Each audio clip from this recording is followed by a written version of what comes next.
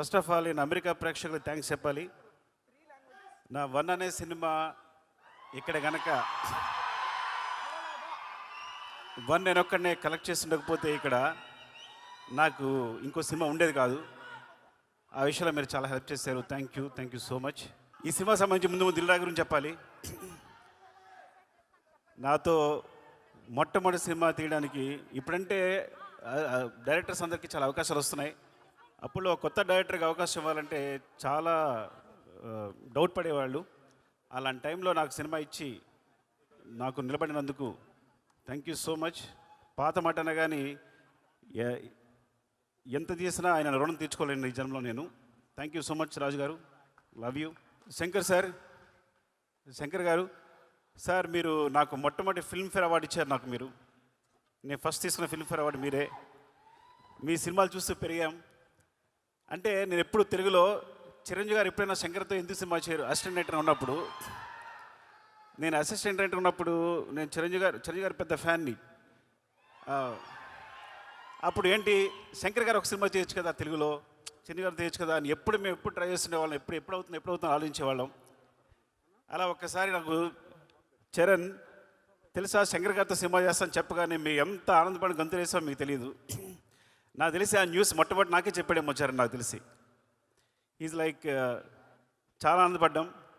And thank you sir, ఈ cinema చేస్తున్నందుకు, తెలుగులో చేస్తున్నందుకు, ముఖ్యంగా చరణ్తో చేస్తున్నందుకు thank you so much sir.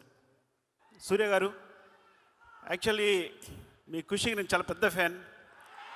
ముందు అంటే నేను పెద్దగా అసిస్టెంట్ డైరెక్టర్గా పెద్ద సినిమాలు చేయలేదు. రైటర్గా వచ్చి డైరెక్టర్గా అయిపోయాను. సో నేను ఒక 2-3 సినిమాలు పెట్టుకున్నా డైరెక్టర్ అవడానికి. ఏంటి, ఏ సీన్ ఎలా తీయాలని.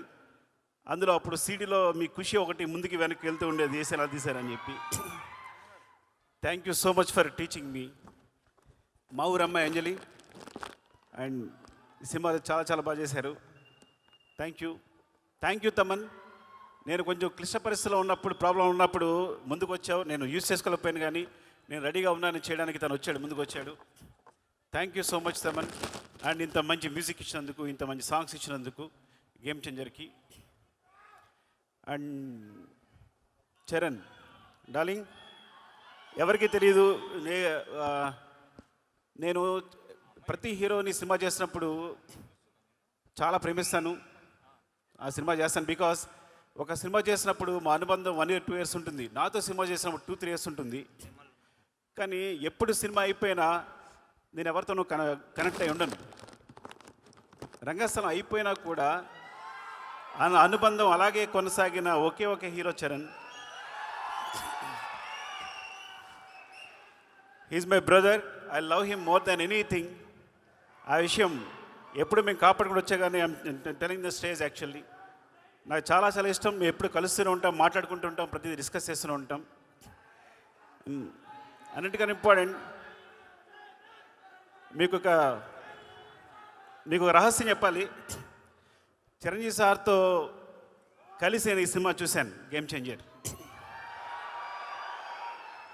సో ఫస్ట్ రివ్యూ నేనే ఇస్తాను మీకు. ఫస్ట్ హాఫ్ ఆసమ్,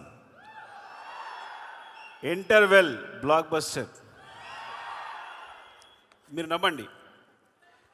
సెకండ్ హాఫ్లో ఫ్లాష్ బ్యాక్ ఎపిసోడ్ చూస్తే గూస్ బంప్స్, ఫినామినల్. నేను మళ్ళీ శంకర్ గారి సినిమాలు జెంటిల్మెన్, భారతీయుడు చూసి ఎంత ఎంజాయ్ చేశానో అంత ఎంజాయ్ చేసిన సినిమాని. రంగస్థలం సినిమాకి నేను కంపల్సరీ నేషనల్ అవార్డు వస్తుంది అనుకున్నాను చరణ్కి. అండ్ అందరూ ఎక్స్పెక్ట్ చేసాం. సో బట్ ఈ సినిమా క్లైమాక్స్, తన ఎమోషన్ చూసినప్పుడు నాకు మళ్ళీ అదే ఫీలింగ్ కలిగింది. యాక్చువల్లీ మోర్ దెన్ తను ఎంత బాగా చేశాడు అంటే definitely he will get the national award for this performance క్లైమాక్స్కి.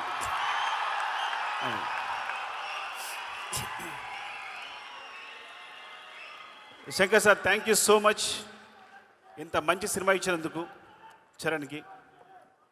And love you all. ఎవరైనా మర్చిపోతే ఏమనుకోకండి.